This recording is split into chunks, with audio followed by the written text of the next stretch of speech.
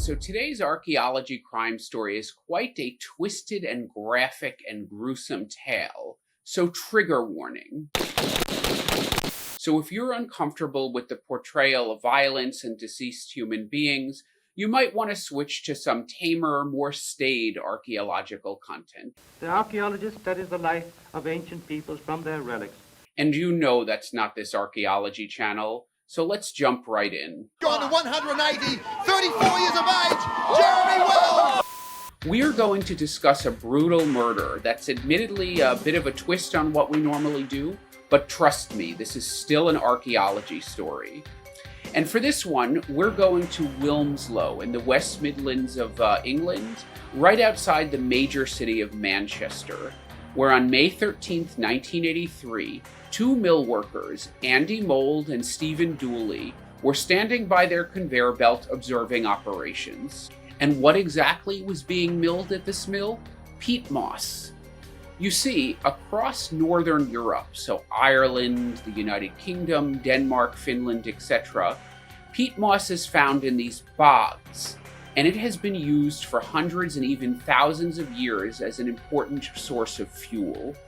And people were literally gathering this stuff in the prehistory through the Middle Ages to heat their hovels. And in this particular spot, Lindow Moss, a big peat bog, people had been doing this activity very much the same right up until Andy Mould and Stephen Dooley, the difference just being that they were doing it with some machinery. So these two workers, Mould and Dooley, were simply observing to make sure nothing was fouling up the processing equipment. So no big stones or large branches or anything like that. When one of the pair noticed something suspicious, looking kind of like a raggedy, hairy, black soccer ball. Curious, they take it to the back, wash it off, and boy, do they get a surprise when they see what it is. That's right, staring right back at them is a one-eyed, decayed human skull, still bearing some hair and skin, but unlike One-Eyed Willie, missing its jaw. So they called the police, who rushed over to investigate. And the cops immediately have a suspect in mind. Living just adjacent to Lindow Moss is a well-known degenerate named Peter Rain Bart. Now, this 57-year-old Rain Bart had just been let out of prison where he was serving a sentence for child sexual charges. So he was a real charming guy. And what's more, he had been a murder suspect for decades, since 1961, in fact, when his wife, Malika de Fernandez, disappeared. You see, the two lovebirds, Malika and Peter, had gone from first meeting to proposal to marriage in just 4 days in 1959. However, as such things often do, the relationship soured after just a few months of marriage. However, it actually seemed to be working out quite well for the both of them. You see, she was an avid traveler and he an airline employee. So De Fernandez simply used his employee benefit to get cheap tickets and jet set around the world, leaving him at home with his boyfriend. So you see where this marriage went wrong. And in any event, this was all peachy keen until sometime in 1960 or 1961, when Malika de Fernandez simply disappeared and was never seen or heard from again. Police immediately suspected her husband, Rain Bart, who was then living at home with his boyfriend, going even so far as to dig up the garden to try to find a body, which they did not find. And the case went cold for more than 20 years. Now, fast forwarding back to 1983, forensic investigators determined that the skull was very likely that of a woman aged 30 to 50, so they were pretty sure they had found Malika. So they confronted Rain Bart, who pretty quickly folded and confessed everything. Tell us everything. Everything. Everything. Okay, I'll talk. In third grade, I cheated on my history exam. In fourth grade, I stole my Uncle Max's toupee and I glued it on my face when I played Moses in my Hebrew school play. All right, maybe not everything, but it was quite a bit more gruesome than what Chunk confessed to. You see, in 1960 or 1961, Rain Bart was not too clear on the details. De Fernandez came back to his house and demanded money from him, or she would go and reveal his homosexuality, which she of course knew about, to the whole world. Now, while catty and backbiting, in today's day and age, outing someone might not seem like that big a deal, but trust me, back then, that would have put Rain Bart in serious legal jeopardy. After all, in 1954, so just 6 or 7 years before Malika de Fernandez was killed, there was a guy named Alan Turing who had committed suicide. Now, Alan Turing was a bona fide World War II hero. He cracked the German secret code, which was produced by its infamous Enigma machine. But instead of being awarded a medal, when it was found out that he was gay, he was convicted of homosexual acts, and he chose to undergo a chemical castration process rather than face other punishment, and he killed himself shortly after that. So I think you get it, outing someone back then was quite a serious threat. So Fernandez was not f***ing around, and in response, in a fit of rage, Rain Bart admitted to killing her, dismembering and burning her body, and then scattering the remains in the peat bog outside his house. Gruesome, I know.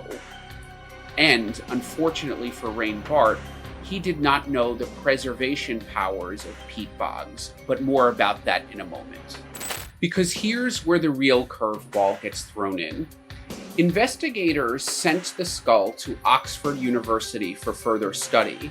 Now, they did this because they couldn't find any of the other remains, and they really wanted to figure out what happened to her.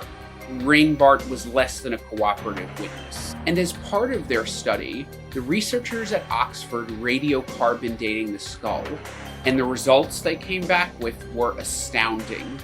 This skull was 1,740 years old. So it dated back to the 3rd century AD, at a time when Britain was ruled by the Romans. And that's because the skull was part of a bog body, which we have discussed many times on this channel. Now, these bodies tend to come from places where peat bogs were.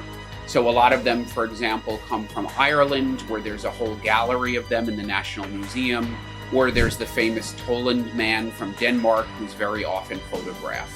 Through a complex set of chemical processes, the peat moss creates an acidic and then an anaerobic environment, which is perfect for preserving bodies, even better in some cases than Egyptian mummification, which is why bog bodies as old as 8,000 years have survived. And that's just what happened here at Lindow Moss. Now, these revelations obviously threw the courtroom into chaos.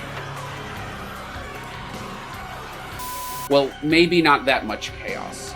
But Rain Bart obviously felt shafted. He tried to recant his confession, but the damage was done because he had told the police everything, and he spent the rest of his life in jail. And that's the end of the story. He was convicted, done, right? Wrong! Because this particular bog would prove to be an archaeological gold mine, albeit in a pretty morbid way. Just a year later, on August 1st, 1984, one of the very same mill workers, Andy Mould, would have a bit of deja vu. Once again, at his conveyor belt, Mould spotted something that looked strange, some toenails. And those toenails, it turned out, belonged to an entire severed human foot. Police were called, and all agreed this must have been some of the rest of Malika de Fernandez. However, also on the scene was archaeologist Rick Turner. And pretty quickly, not far from where the foot was found, he found the upper half of a body belonging to a man who had identifiable short hair and a trimmed beard. Police investigators took the body away for further evaluation, which produced some amazing findings. Radiocarbon dating placed the man about 200 years earlier than the skull of the woman that was found. He had lived sometime from 2 BC to 119 AD, and the foot belonged to him. Moreover, he was clearly the victim of some kind of brutal execution or sacrifice. He was struck over the head with a blunt object, producing a mortal wound. He was strangled with a sinew cord which was still around his neck, and he had been probably stabbed in the neck or chest.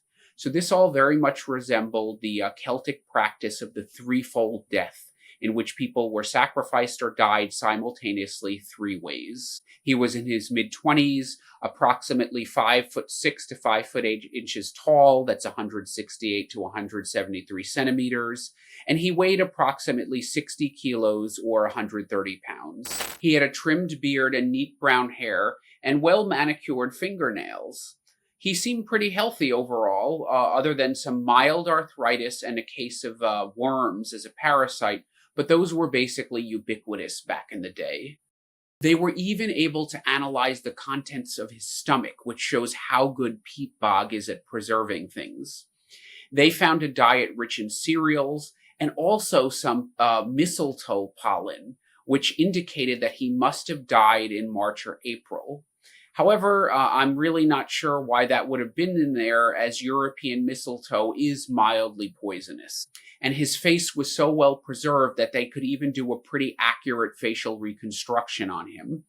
And you can go visit the Lindow Man, as he was called, in the British Museum and see the agonized look on the poor man's face. It's a little bit creepy, so not for everyone. Now, this dude has become colloquially known as the Lindow Man, as his first appellation was rather tastelessly Peat Marsh. Get the pun? Hey, it was not my joke. And in fact, we archaeologists don't really do the funny naming thing anymore out of respect for the dead, so he became known as Lindow II, whereas the previously found Lindow woman became known as Lindow I. But the story does not end there, because this bog had more secrets to give up. Believe it or not, in 1987, there was discovered a significant amount of preserved human skin and 70 fragments of body parts. And the year after that, in 1988, part of a left leg and buttocks were found. And just later that same year in 1988, part of a right thigh. So there was lots of bodies floating around in this bog. These later ones became known as Lindow III and Lindow IV, but given their proximity to Lindow II, the Lindow Man, they very well might be part of that body, or some of them may be. Well, why don't they just do DNA testing to figure it all out, you ask? Well, that's actually one thing that doesn't survive so well in the peat, DNA. I'm not a scientist, but I think that may have to do with the acidic environment, which is why they can't necessarily use it to find out who belongs to what. So there you have it, 3 crimes in one episode. The 20th century murder of Malika de Fernandez, and at least 2 sacrifices, that of Lindow I, Lindow woman, and Lindow II, Lindow Man. And if we ever figure out what's going on with Lindow III and IV and who those parts belong to, as many as 2 more sacrifices. But weirdly enough, there is some contention that sacrifices at this time, at least sometimes, were done willingly with the consent of the victim. So this being an archaeology show, I really don't want to get into the ethics of all of that. Hey, if you like what you heard, give me that thumbs up below, hit that bell to subscribe, or if you want to support more independent archaeology content, consider contributing to my Patreon, where you can enjoy some exclusive members-only benefits and other goodies. Until the next dig.